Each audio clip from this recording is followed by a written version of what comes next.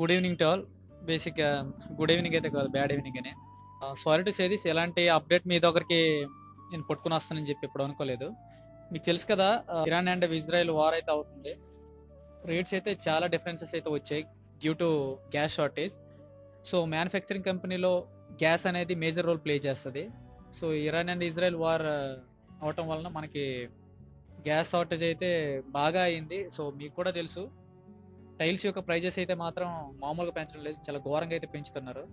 So, prices విషయం side పెడితే, war మాత్రం ఇలానే కంటిన్యూ అయినట్లయితే ఇంకో 20 డేస్ మెటీరియల్ షార్టేజ్ అయితే మాత్రం చాలానే మనం చూస్తాము. గుజరాత్‌లో ప్రతి ఒక్క కంపెనీ ఓనర్ పెట్టే స్టోరీ అండ్ స్టేటస్‌లు అయితే ఇదొక్కటే మీకు చూపిస్తాను చూడండి. సో, ఇదే స్టోరీ ప్రతి ఒక్కళ్ళు కూడా పెడుతున్నారు. చూడండి.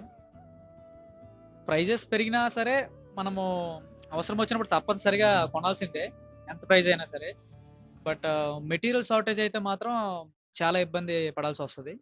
వార్ అయితే ఆగిపోవాలని కోరుకుందాం. Fingers cross. వార్ ఎక్కడో జరుగుతున్నా వాళ్ళకి ప్రాణ నష్టం, ఆస్తి నష్టం చాలానే జరుగుతుంది.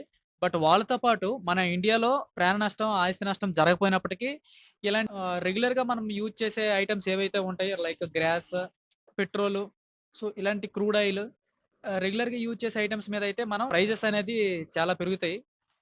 వార్ అయితే వేగంగా క్లోజ్ అయిపోవాలని మనస్ఫూర్తిగా కోరుకుందాం.